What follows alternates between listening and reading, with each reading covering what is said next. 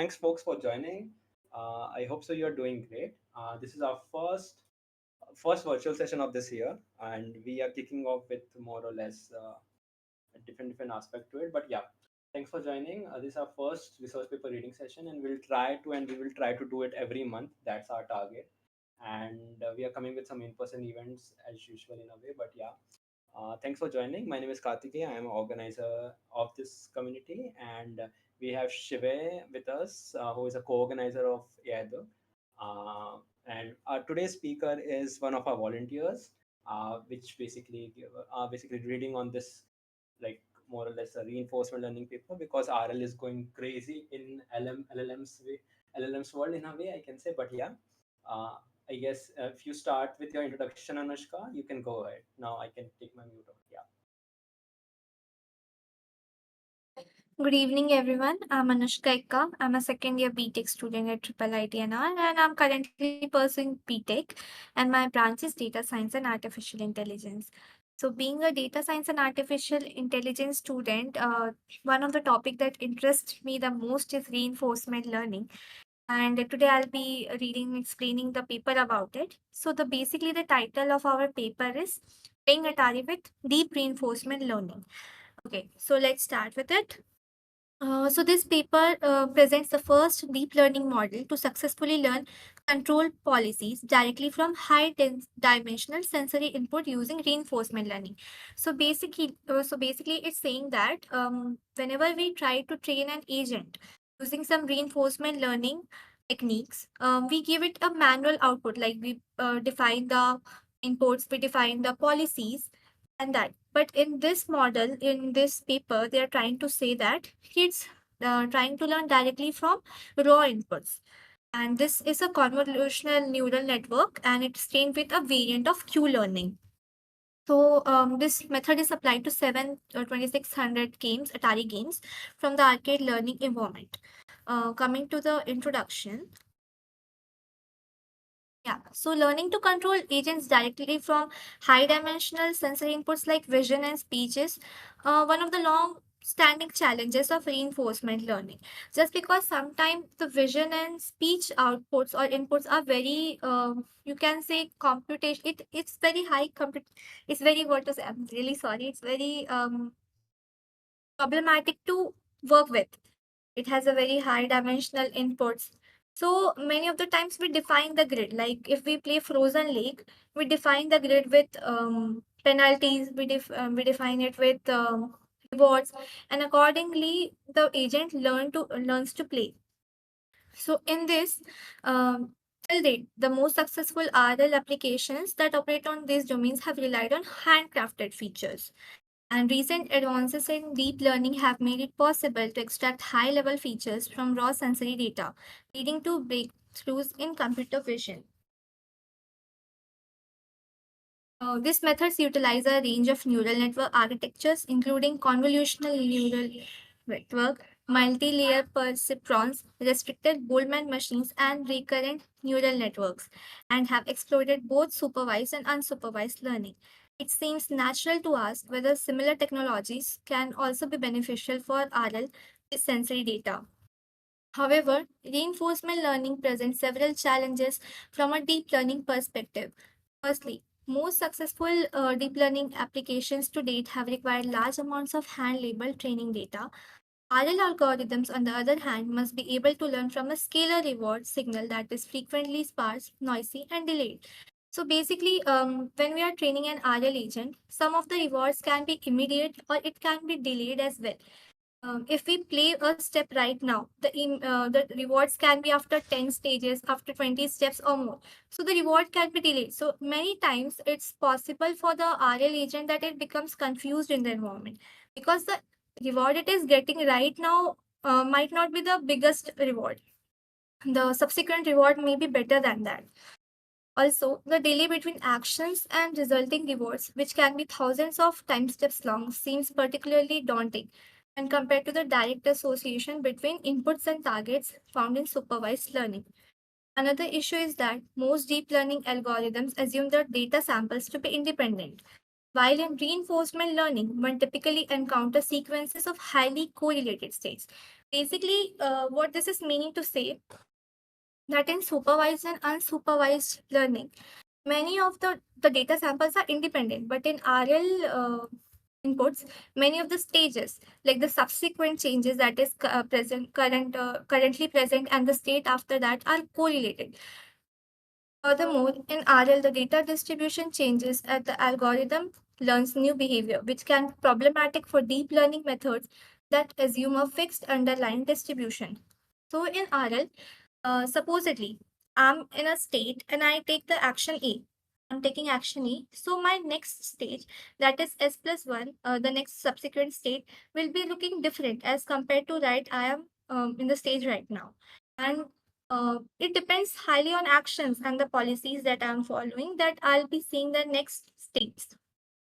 So this paper demonstrates that a convolutional neural network can overcome these challenges to learn successful control policies from raw video in complex RL environments.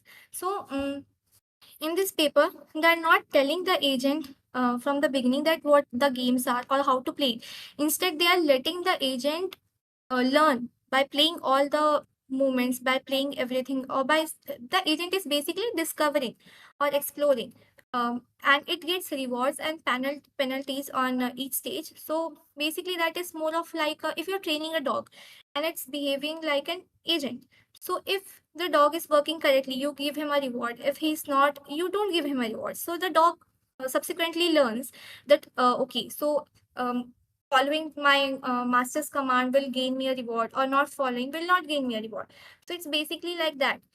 The agent plays in the environment, and then following its actions, it receives some penalties from the environment, and it learns that way.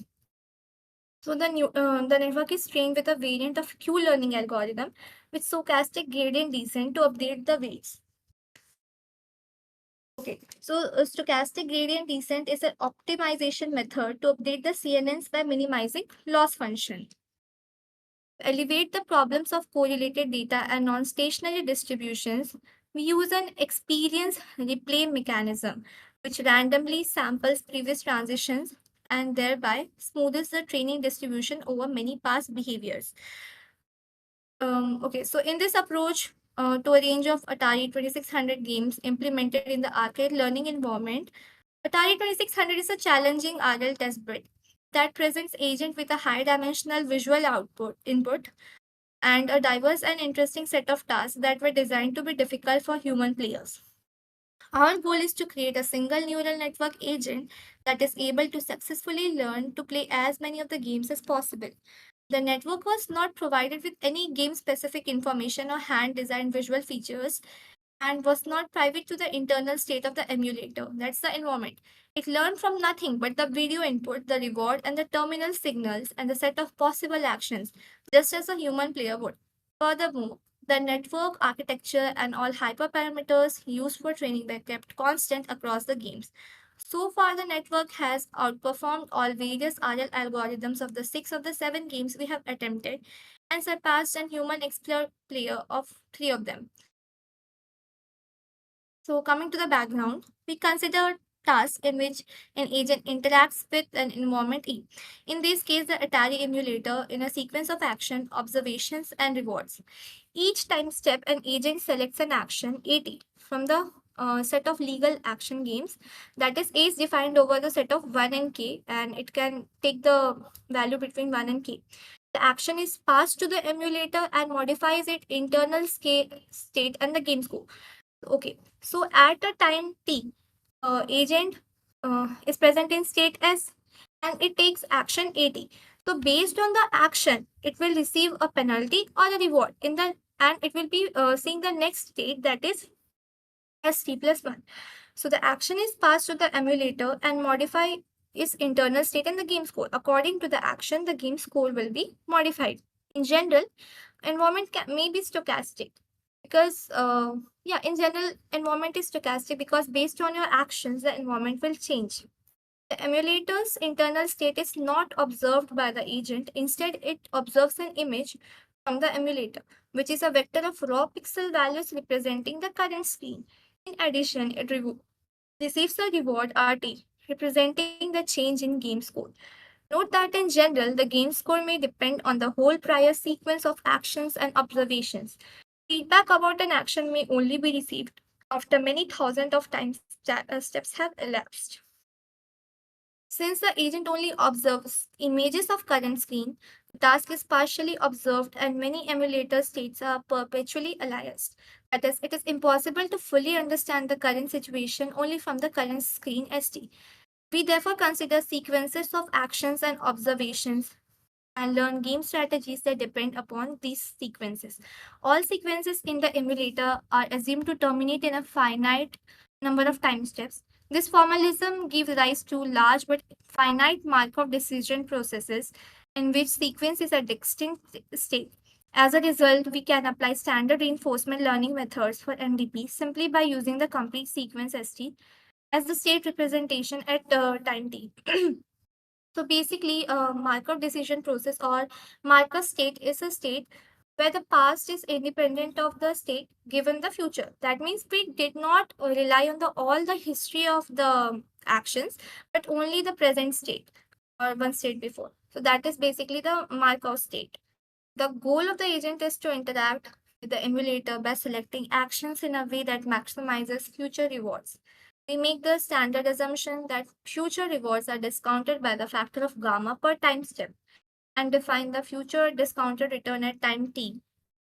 Um, Following the equation, where t is the time step at which the game terminates. So basically, a reward is basically all the rewards that you're collecting from starting from the state t until going to the capital T time where the game terminates. So in between whatever the rewards we are getting, we are collecting it and summing it up. We define the optimal action value function as the maximum expected return achievable by following any strategy after seeing some sequence S and then taking some action A. So basically, we'll have to maximize the QSA function, and where pi is a policy. Policy is uh, policy is basically taking actions or what are the actions we are selecting. The optimal action value function obeys an important identity known as the Bellman equation. This is based on the following intuition.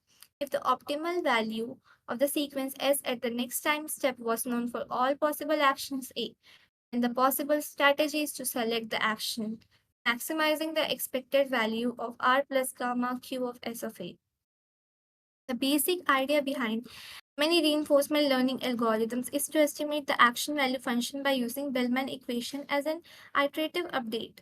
Such value iteration algorithms converge to the optimal action value function. In practice, this basic approach is totally impractical because the action value function is estimated separately for each sequence without any generalization. Instead, it is common to use a function approximator to estimate the action value function. In the reinforcement learning community, this is typically a linear function approximator, but sometimes a nonlinear function approximator is used instead, such as a neural network. We refer to a neural network function approximator with weights theta as a Q network. A Q network can be trained by minimizing a sequences of loss function that changes at each iteration I. So basically, we'll have to maximize the optimal action value function that is Q of S of A. And for the convolutional neural network, we'll have to minimize the sequence of loss function. And this both will change at each iteration I and for each state and for each action. The parameters from the previous iteration, that is theta I minus I, are held fixed when optimizing the loss function.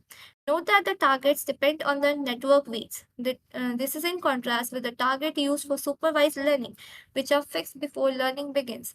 Differentiating the loss function with respect to the weights, we arrive at the following gradient. Rather than computing the full expectations in the above gradient, it is often computationally expanded to optimize the loss function by stochastic gradient descent.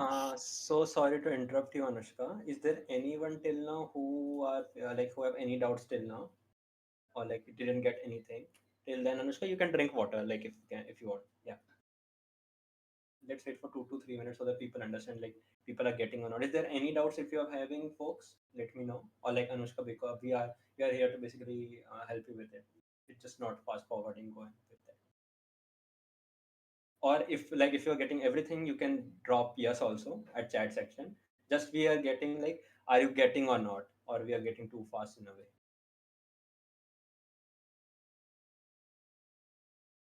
You getting okay? If there is 10 people in audience, I want 10 response at least. So please, folks, can you drop on chat section side here?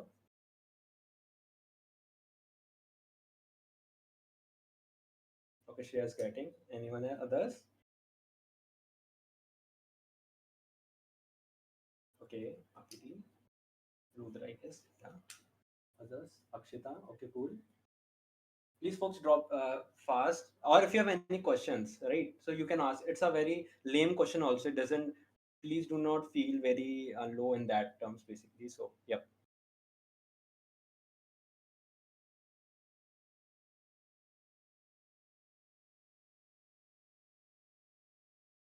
Can I get 2 to 3 more responses so that like we are getting in a writing inclination and all? Cool. I guess cool. It's going good. Cool. Anushka, you can start with if you want. Yeah, I guess everyone is on the side basically. So yep, it's going good. Yeah. Okay, thank you. So this algorithm is basically model free. Model free algorithm means that we do not have a predefined model. Instead, the agent interacts and learns.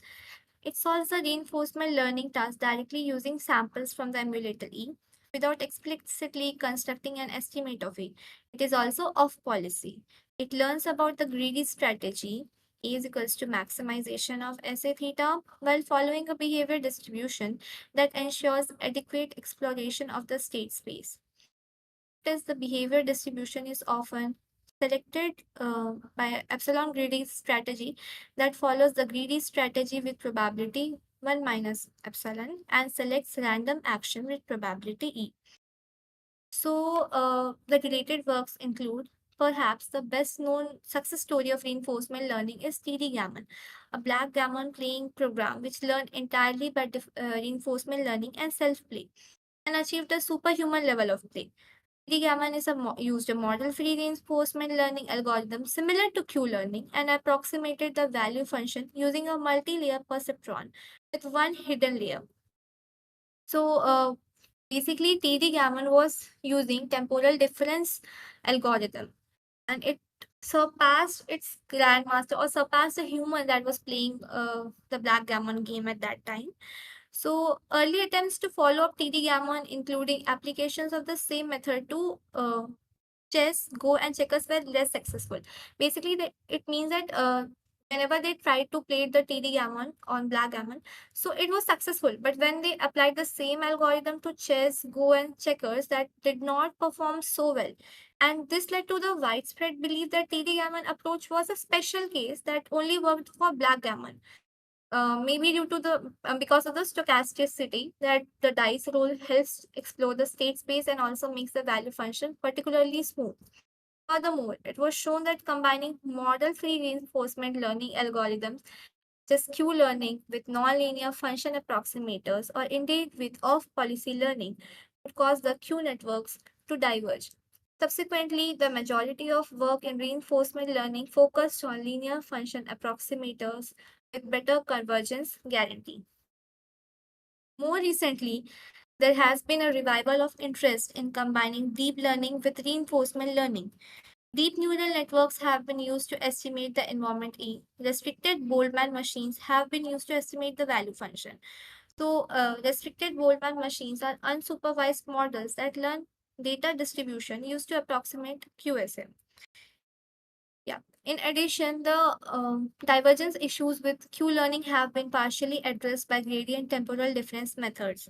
These methods are proven to converge when evaluating a fixed policy with a nonlinear function approximator, or when learning a control policy with linear function approximation using a restricted variant of Q-learning. However, these methods have not been extended to nonlinear control. The most Prior similar work to our own approach is neural fitted Q learning. NFQ optimizes a sequence of loss function using the RPROP algorithm to update the parameters of Q network.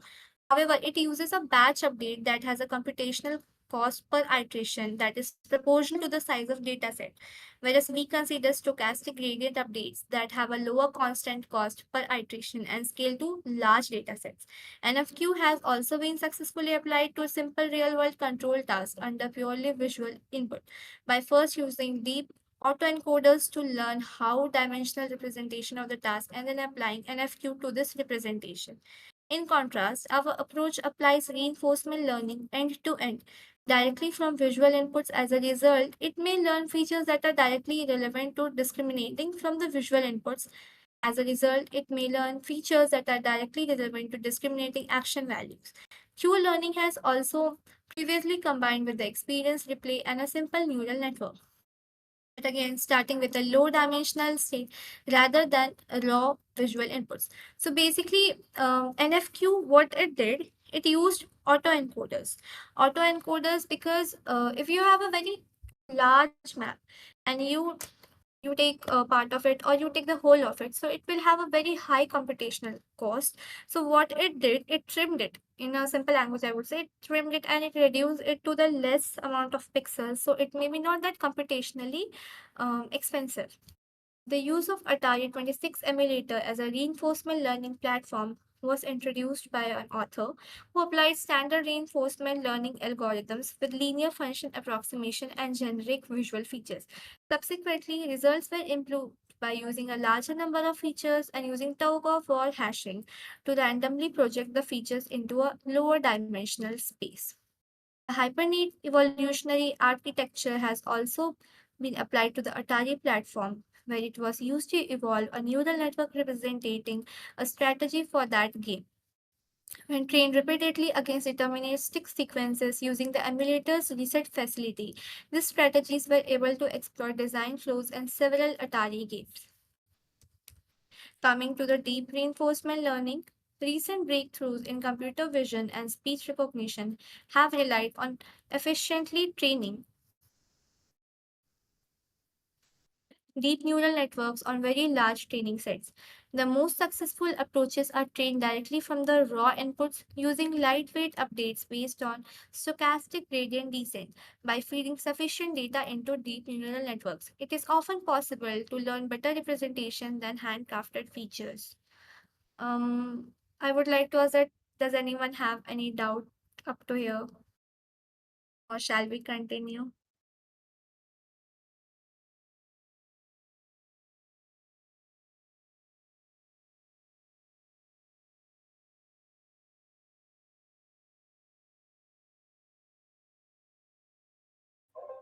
So people, if you have any doubt, you can ask.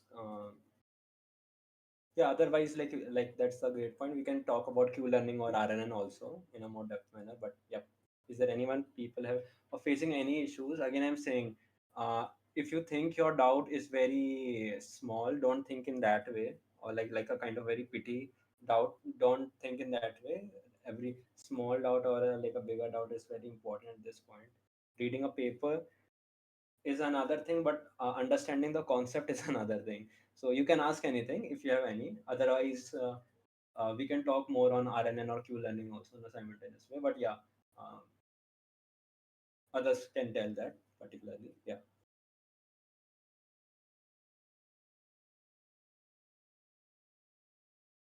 If there's no doubt, you can also drop that. We need to. We obviously can't hear you, so you can drop in chat section like, are you getting or not? Yeah.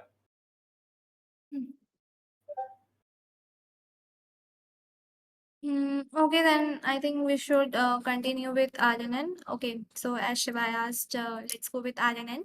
So RNN basically means recurrent neural networks, and it is a type of neural network that is good with sequences. We can understand as if you're supposedly if you are reading a story, we need to remember what happened before to understand what's happening right now. So RNN do the same thing. They have a sort of memory to keep track of past information when making a decision. Like for example, predicting next word in a text. Like if we type if we are typing something, so most of the time we get a, you know, सामने की चीजें आ जाती हैं कि okay, supposedly you want to type this, or this is going, or predicting something, predicting stock prices. And so that's basically RNN. And coming to Q learning, it's also a type of reinforcement learning, where an agent or computer learns by trial and error. It tries different actions and learn which action is best for each situation by getting rewards and punishments, as I said.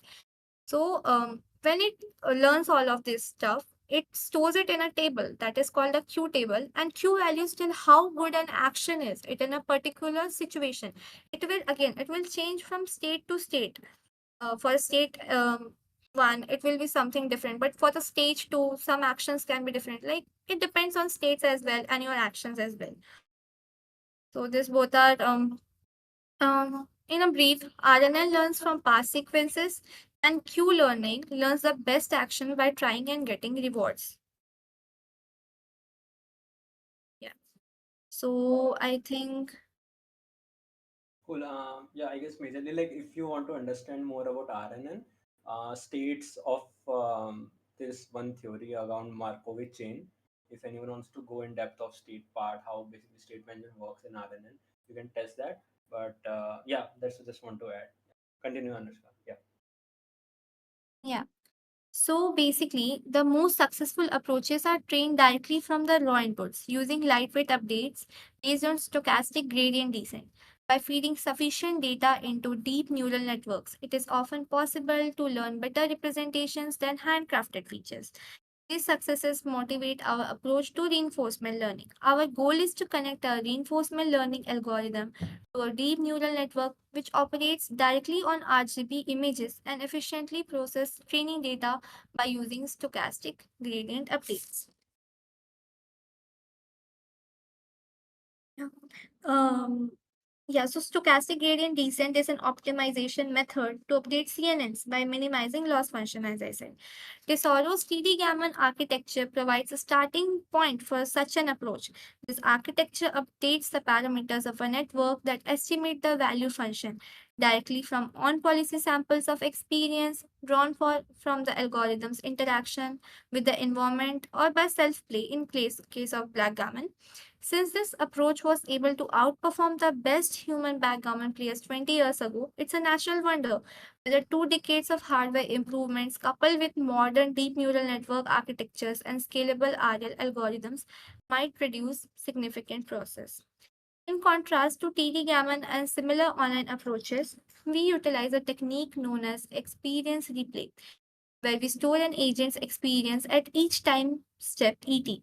Okay, so at each time it stores the input as it stores the state, it stores the action taken, it stores the reward it receives, that is RT, ST, AT, and the subsequent following stage, that is ST plus one in a dataset D that runs from E1 to E10. Matlab, from E1 to En stages, it will store for each stage, it will store all of these values. And it is pooled over many episodes. It finishes a game that's one episode, so it can run from for many episodes, and it can store it, so that maybe at a time when we require, okay, so we know if after playing 20 games we will know that okay, at first step we should take right, that will yield a better outcome in the, it might not get immediate reward at that stage, but it will yield a better reward at subsequent stages. After performing experience replay, the agent selects and executes an action according to an epsilon greedy policy. Since using histories of arbitrary length as inputs to a neural network can be difficult, our Q function instead works on fixed length representation of histories produced by a function phi. The full algorithm, which we can call deep learning, is presented. This approach has several advantages over standard online Q learning. First, each step of experience is potentially used in many weight updates, which allows for greater data efficiency. Secondly, learning directly from consecutive samples is inefficient due to the strong correlations between the samples. Randomizing the sample breaks these correlations and therefore reduces the variance of the updates. Third, when learning on policy, the current parameters determine the next data sample that the parameters are trained on. For example, if the maximization action is to move left, when the training samples will be dominated by samples from the left hand side. If the maximizing action when switches to the right, then the training distribution will also switch. It is easy to see how unwanted feedback loops may arise and the parameters could get stuck in a poor local minimum or even diverge. By using experience replay, the behavior distribution is averaged over one of its many of its previous states, smoothing out learning and avoiding oscillations or divergence in the parameters. Note that when learning by experience replay, it is necessary to learn off policy because our current parameters are different to those used to generate the sample, which motivates the choice of Q learning. Okay, so coming to the algorithm. This is the deep Q learning with experience replay. So first we will initialize the replay memory to capacity n and then initialize action value function Q with random weights. And for episode 1 to M, we initialize sequence and pre-process sequence. For time t1 to final time, what we do is with probability of e, that is epsilon, select a random action 80. That is, if we say with probability 80% go to right or with 20% go to left. So with this probability, we randomly select an action 80. Otherwise, what we can do is select such an action that maximizes a QSA function. Execution of the action at 80 and emulator, and we observe the reward RT and image XT plus 1. And then setting the next state as previous state, reward state, and the getted image and pre-processing it. We store this transition in replay memory D. Sample random mini batch of transitions from D. And then for terminal 5J to 1 and for non-terminal 5J to 1, we set YJ. And then perform the gradient descent step. And hence the loop ends. So basically in this Q learning, for each stages, we are getting some of the values, storing it in a table. And then according to that, picking up the value that is most suitable at that stage. So in practice, our algorithm only stores the last and experienced tuples in the replay memory and samples uniformly at random from D when performing updates. This approach is in some respects limited since the memory buffer does not differentiate important transitions and always overrides with recent transitions due to the finite memory size. And similarly, the uniform sampling gives equal importance to all transitions in the replay memory. A more sophisticated sampling strategy might emphasize transitions from which we can learn the most, similar to prioritized sweeping. Okay. Coming to the pre-processing and model architecture. So working directly with Atari frames that are a very big pixel images, as we can see, that is 210 cross 160 with a 120 color palette. It can be computationally demanding. So we apply a basic pre-processing step, that is basically we reduce RGB to white and we scale down it and we reduce it to grayscale values and downsampling, so we can get a image of 110 by 84 image. So the final input representation is obtained by cropping 84 by 84 region of the image that roughly captures the playing area. The final cropping stage is only required because we use the GPU implementation of 2D convolutions, which expects square inputs. For the experiments in this paper, the function phi from algorithm 1 uses this preprocessing to the last 4 frames of history and stacks them to produce the input to the Q function. There are several possible ways of parametricizing Q using a neural network. Since Q map history action pair to scalar estimates of the Q value, the history and the action have been used as inputs to the neural network by some of the previous approaches. The main drawback of this type of architecture is that a separate forward pass is required to compute the Q value of each action, resulting in a cost that scales linearly with the number of actions. We instead use an architecture in which there is a separate output unit for each possible action, and only the state representation is an input to the neural network. The output correspond to the predicted Q values of the individual action for the input state. The main advantage of this type of architecture is the ability to compute Q values for all possible actions in a given state with only a single forward pass through the network. Okay.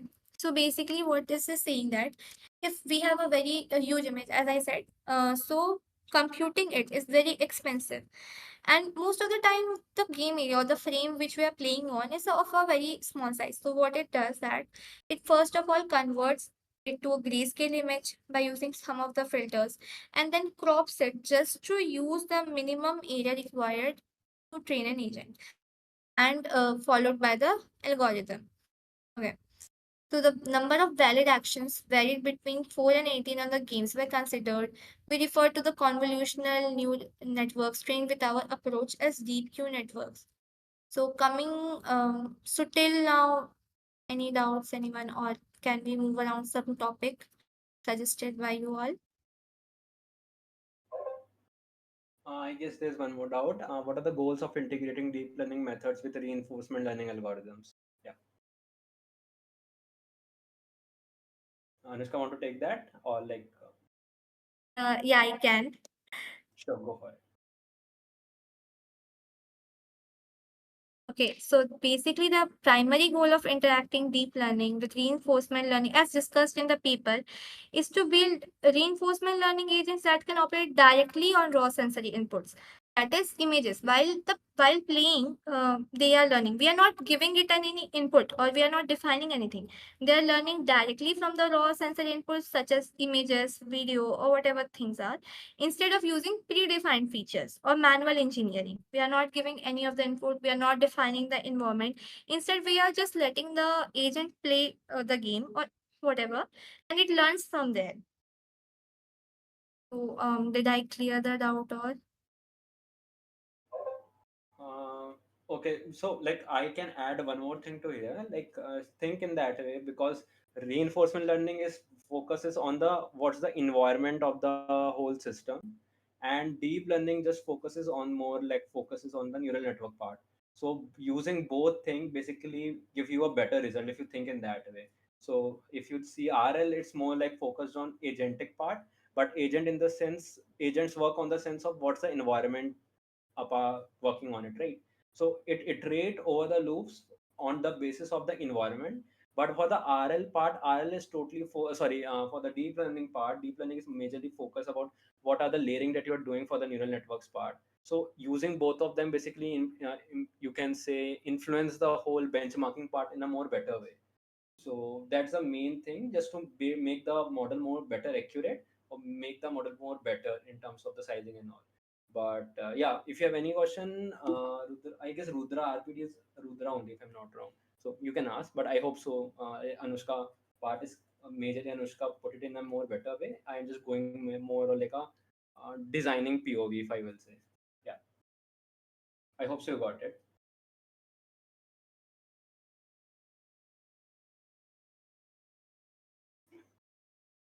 Cool. Yeah, Anushka, you can move forward with it. Yeah. So, coming to the experience section, so far we performed experiments on several popular Atari games: Beam Rider, Breakout, Enduro, Pong, Qbert, Sequest, Space Invaders. We use the same network architecture, learning algorithm, and hyperparameters setting across all 7 games, showing that our approach is robust enough to work on a variety of games without incorporating game-specific information. While we evaluated our agents on the real and unmodified games, we made one change to the reward structure of the games during training only. Since the scale of scores varies greatly from game to game, we fixed all positive rewards to be 1 and all negative rewards to be -1, leaving 0 rewards unchanged. Clipping the rewards in this manner limits the scale of error derivatives and makes it easier to use the same learning rate across multiple games. At the same time, it could affect the performance of a agent since it cannot differentiate between rewards or different magnitude. In these experiments, we used RMS prop algorithm with mini batches of sites 32. The behavior policy during training was epsilon greedy, with epsilon annealed linearly from 1 to zero point 0.1 over the first million frames and fixed at zero point 0.1 thereafter. We trained for a total of 10 million frames and used a replay memory of 1 million most recent frames. Following previous approaches to playing Atari games, we also use a simple frame skipping technique. More precisely, the agent sees and selects on every kth frame instead of every frame, and its last action is repeated on skipped frames. Since running on the emulator, forward for one step requires much less computation than having the agent select an action. This technique allows the agent to play roughly k times more games without significantly increasing the runtime. We use k is equals to 4 for all game except Space Invaders, where we notice that using k is equals to 4 make the lasers invisible because of the period at which they blink. We used k is equals to 3 for to make the lasers visible, and this change was the only difference in hyperparameter values between any of the games. So basically, what it's telling that while training the model or while experiments, they divided the basically the input into batch size of 32 and then applied the algorithm to it and they changed the epsilon greedy value from for the first million frames, and then after that they fixed it to zero point 0.1. And while played the Atari games, they used a simple frame skipping technique that is basically for every kth frame. Not for every frame, but for every kth frame, the last action is repeated. Yeah, the agent sees and select actions on every kth frame, and then for the skipped frames, it uses the last frame or it substitutes the value to that. So for every game they used k is equals to 4, but for the one game that is I think Space Invaders, they notice that at k is equals to 4 they can't see the laser because of the period of the laser that it blinks. So basically for the hyperparameter change they used k is equals to 3, and that was the only change between any of the games. So yeah, um, coming to the next part. Training and stability.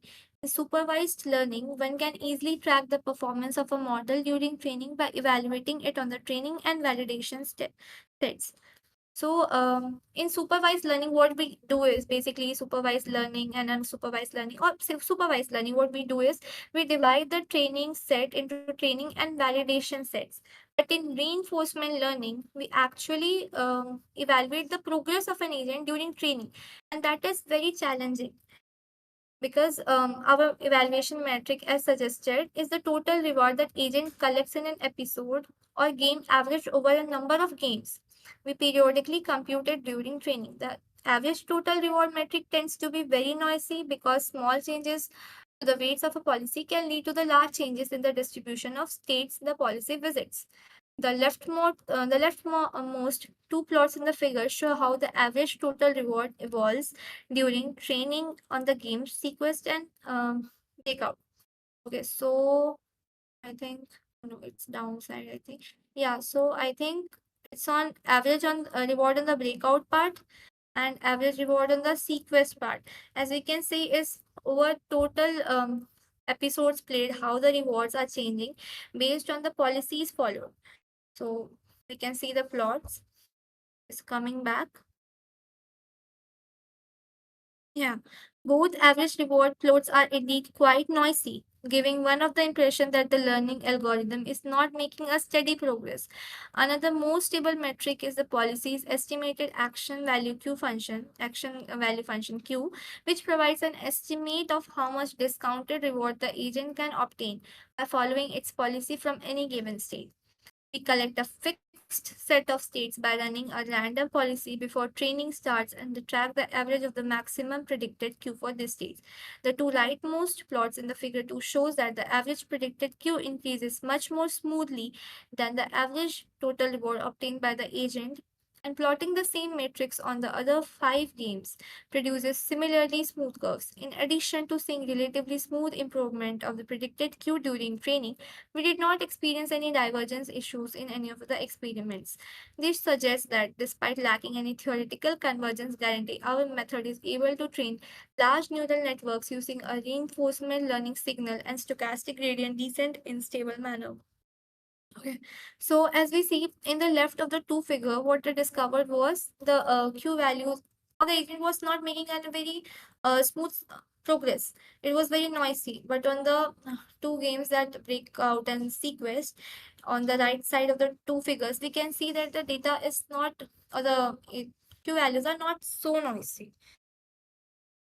On figure 2, the two plots on the left show the average reward per episode on breakout and sequence respectively during training. The statistics were computed by running an epsilon greedy policy with epsilon 0.05 for 10,000 steps. The two plots on the right show the average maximum predicted action value of a held out of states on breakout and sequence respectively. One epoch corresponds to 50,000 mini battles or roughly 30 minutes of training. Okay.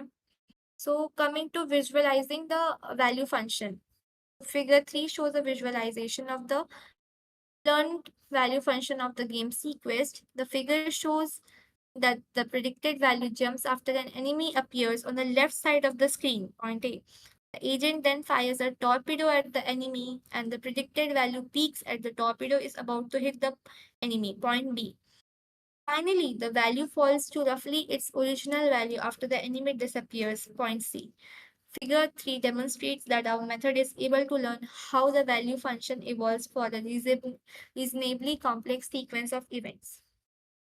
Yeah, so basically, seeing at these figures, what they are trying to say is that when the enemy appears on the left of the screen, the agent fires and value peaks.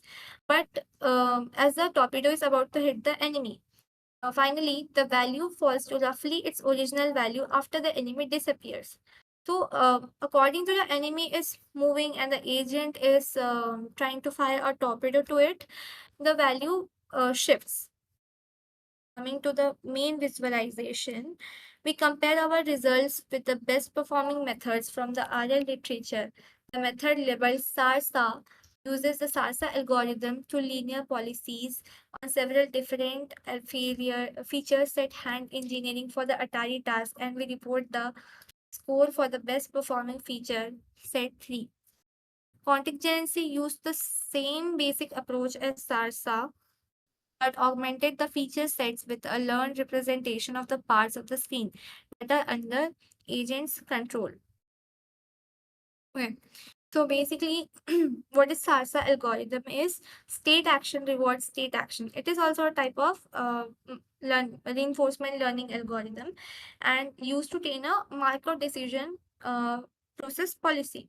In simpler terms, it helps an AI agent learn the best action to take in different situations to maximize reward. But SARSA is an on policy algorithm. That means it learns from the action agent takes while following its current policy. It updates its understanding of best action Q value based on the actual sequence of state action reward and the next states it experiences. So SARSA stands for state action reward, next state and next action. So that's basically SARSA.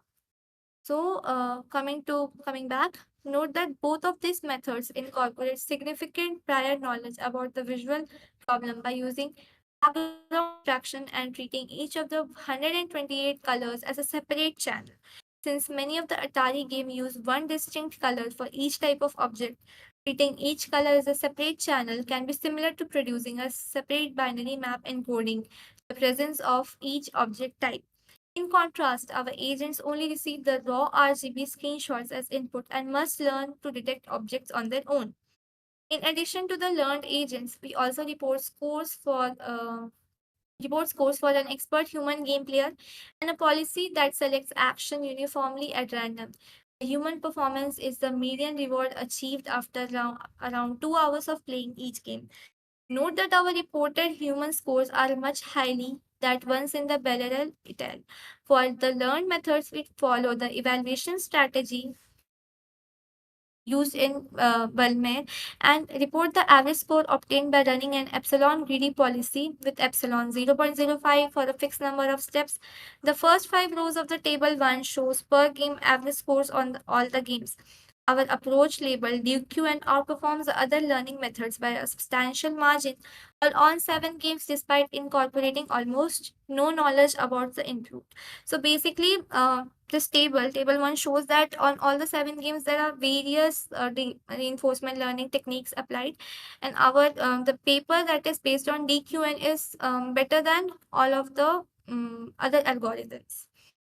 We also include a comparison to the evolutionary policy search approach in the last 3 rows of table. We report 2 sets of results for this method. H HNEBIT score reflects on the results obtained by using a hand-engineered object detector algorithm that output location and type of objects on the Atari screen. The HNEB pixel score is obtained using the special 8-color channel representation of the Atari emulator that represents an object label mapped at each channel. This method relies heavily on finding a deterministic sequence of states that represents a successful exploit. It is unlikely that strategies learned in this way will generalize to random permutations. Therefore, the algorithm was only evaluated on the highest scoring single episode. In contrast, our algorithm is evaluated on epsilon greedy control sequences and must therefore generalize across a wide variety of possible situations. Nevertheless, we show that on all the games except Space Invaders, not only our max evaluation results row 8, but also our average results row 4 achieve better performance. Finally, we show that our method achieves better performance than an expert human player on Breakout, Enduro, and Pong, and it achieves close to human performance on Beam Rider. The games Cuber, Sequest, Space Invaders, on which are far from human performance, are more challenging because they require the network to find a strategy that extends over timescales. Yeah. So basically, it says that for I think the DQN algorithm performed well and better performance than human on Breakout, Enduro, and Pong game, and close to human performance on Beam Rider. And for Qbert, Sequest, and Space Invaders, it was far from perfection. And coming here, there is one term here that is, I think H neat pixel. It was mentioned. So basically, what it is that it's a common that is basically hot pixel, and it's a common image sensor defect where individual pixels display higher than normal brightness or leak more charge than expected. That's due to that maybe due to different things, that is temperature or defective sensor or something like that. But that's so the HNEAT pixel score was obtained using 8 color channel representation. um Anyone any doubt regarding any concept till now?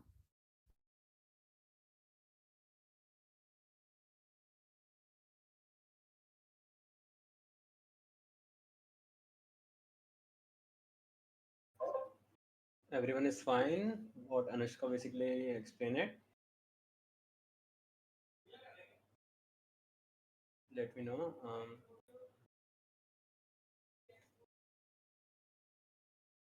Or should we focus on any of the concept mentioned? Then also we can go for it.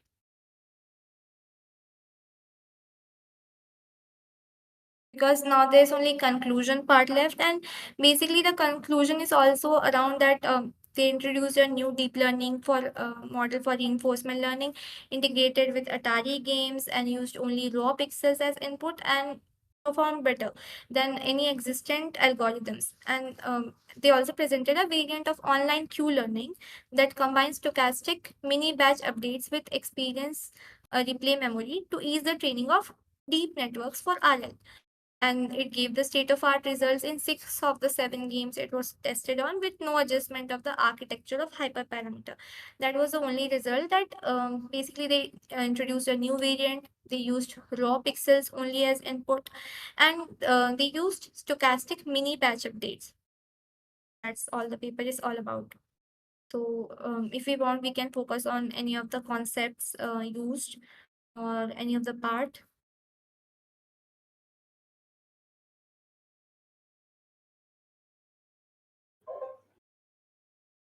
You can ask in the chat section. Let me know.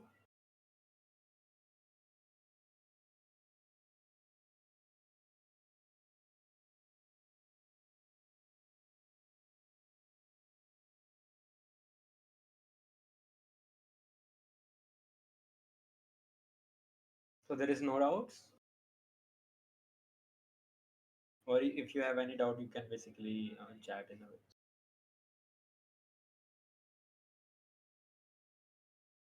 By the way, great reading, Anushka. I loved it basically around the part, get around because Thank you, like for the part, Karthik. yeah. So for the RL part, I am basically getting into the Q learning stuff more and more. So like I loved it. So yeah, cool. Let's wait for the audience one. Like we have another, we have everyone have different opinions, but yeah. Um, Audience, like let me know like if you have any doubts.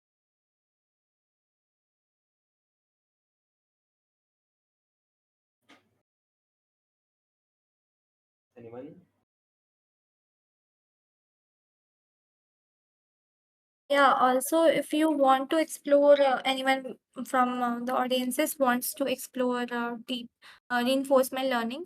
So basically, there is an Amazon race leaks are going on. मतलब there on Amazon basically वहाँ पे race leaks चलते हैं, and you can participate in that. Train your own car. There is an environment given, so you can train your own car. You can see the track. So you'll find it very interesting that how the agent plays, and basically it moves on its own. So while discovering, it will create new maps, and that's basically a championship, that is league.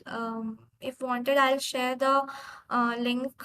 I think we can share the link on Discord or Yep. on I some guess other Discord is the channels. best way. You can share the links with like in Yeah, the chat so section. you all can explore reinforcement learning. Believe me, I might not have explained it that well, but it is a very interesting stuff. Once you get into it, it's very interesting. You can train various agents, and उसकी championships जो होती हैं उसमें बहुत सारी championship जो खुलती है उसमें प्राइज मनी होती है, like for Kaggle competitions also if you will go, so बहुत सारे कॉम्पिटिशन्स में प्राइज मनी होती है, इसमें भी होती है. So you can train various agents, and that is very interesting. It will take some time for you to learn, but if you start, you will learn eventually somehow.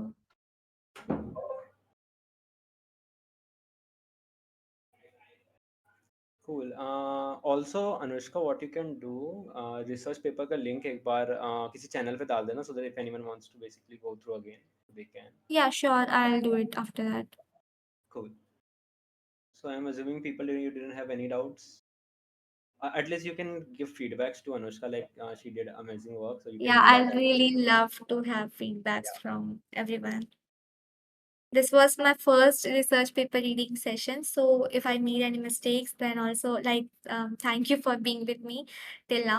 And if I get more opportunities, I'll try to better myself. No, it's good. It's good.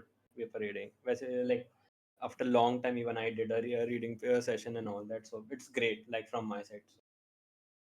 Thank you so much. And Shivai sir. Yeah, Shiva can also add to it. Yeah. In case Shiva is not in another meet, then just joke. Okay. Just kidding. Just kidding. Yeah.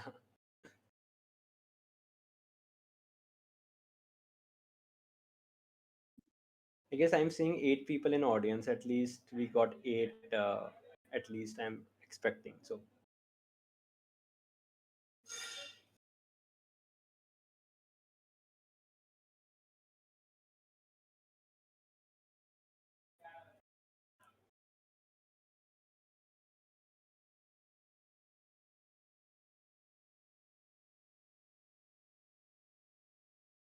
Also, I think for next research paper reading sessions, you all can drop your preferences. So we can pick a paper around that um, as well. I think that would be a great thing if we can do it. yep. And in case if you are very beginner in machine learning, what you can do, we even created a playlist at our YouTube channel. I guess I shared that link earlier in Discord also. So you can go through, just even though we did a proper live encoding implementation stuff also. So you can check that. But that's purely foundational ML, not deep learning or RL in a way, or even LLMs also. It's very foundational ML. where I and Shiva basically did the whole sessions and all. So if you are very new to this space, you can check that. Otherwise, I already shared a lot of resources on Discord simultaneously. So yeah, not so Yeah, much of a also, wanted to write and show some things, but yeah, I don't know, for my system it was not available or something. Next time we will try something key. I can write and I can show you basically how the things are working on the back end, because it was just reading. I couldn't write and show something. But next time I think we can work something out for that as well. cool. I guess Rudra is asking not so much of a doubt from a paper, but other fields like I am aspiring UX designer. Want to know how I can contribute in this field and use RL and Q learning to my benefits. Like for the so specifically for UX designers, like tools are coming on the basis of like what the Figma or like in a way graphic or even Adobe, if I will ask in that way, they have a lot of data from the user, so they are training that thing on using stable diffusion models and all. But apart from it, if you want to, so it's a mix of both things. You can't mix thing in that way, but using AI tools just to make your graphic and more better. And if you are very properly in a product designing stuff and all, right? So I prefer that do not scared of AI in a way. Basically, just use AI just to use AI to make your productivity more better. That's what I, at the end of the day, what AI is solving in a way. So it's, you just use AI tools in a way. And if you want to build on top of it, there is another thing, then you have to do development stuff. That's not particularly you're going in the and designing stuff basically, right? You can build something for designers. What you can do, we can say that called product engineers or design engineers basically, right? Those who have knowledge of development also and simultaneously with design, so you can build on top of those stuff. But yeah, again, like right now, if you want to build websites and all, you basically there is a new tool called Lovable. What you can do, just drop your Figma file over it and it will build a whole website basically, like from that. So to just use tools, if I will say in that way. So yeah. Yeah, and to add to it, I think if you are interested in, development and all, you are designer.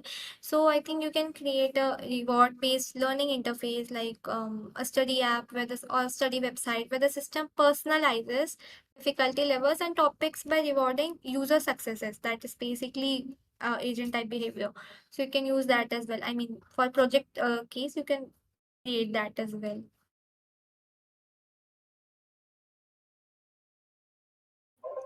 Cool. I don't think so there's any more doubt from others. Yeah, I've heard of Level and also didn't think of gamifying my work. Thanks for that. Okay, cool. Thanks, Rudra. Yeah, cool. Yeah, is there anyone else have doubts? So tell me.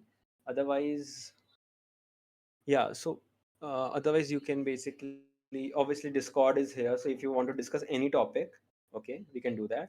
I guess there is a channel for research paper. If I'm not, I have to check around it for a long time. Yeah, there is a channel called Paper Dump where you basically just, if you think that like you had read that paper and didn't understand at all, you just drop that link on that particular channel. It is in the TensorFlow category basically. So a little off topic, but you can explain MCP. Yeah, MCP just in a thing in that way. Like, so before that, connecting. So there is two aspect is going on. One is MCP, and second one is A2A protocol, that is by Google agent to agent. So MCP is what is doing. So for every product, it's a toolkit which basically, if you're using an API SDK, you can think in that way. What MCP is doing, it is connecting to different product, and it's basically adding a LLM to it just to make that particular thing more LLM agentic, you can say. But apart from it is nothing else. It's just, you can say, connecting two products, but more on a AI front, just like that. In case if Shiva wants to add something to it, he can basically. But and when we say A2A, which is by Google agent to agent, so it's totally connect, like you are connecting two proper AI agents basically. It's think like MCP, or maybe if I will say AI agents or A2A protocol, it's think in that way, like you're connecting two APIs. Just replace APIs with agent, basically. Think in that way. Otherwise, Shiva can also add to it, but like that's the major front. That's what we are going for forward. But to be very, very frank, MCP protocols, or if we say A2A protocols, this is not it is just make it a hype of agentic framework. If you are core with ML, you know what is going on with the how you're building stuff and all. It is just system design. You are just using your AI knowledge to system design part, and it is not a new. It is you can basically build your own protocol on top of it. It just you are good with system design stuff and all that.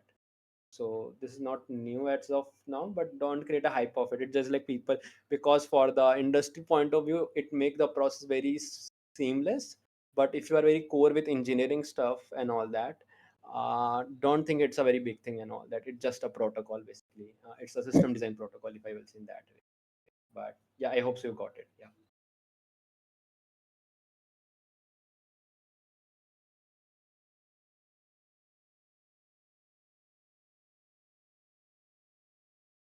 Cool. Is there anyone else? Otherwise, we can end the session. It's already 8:10. But yeah, we like extend 10 minutes more. But yeah,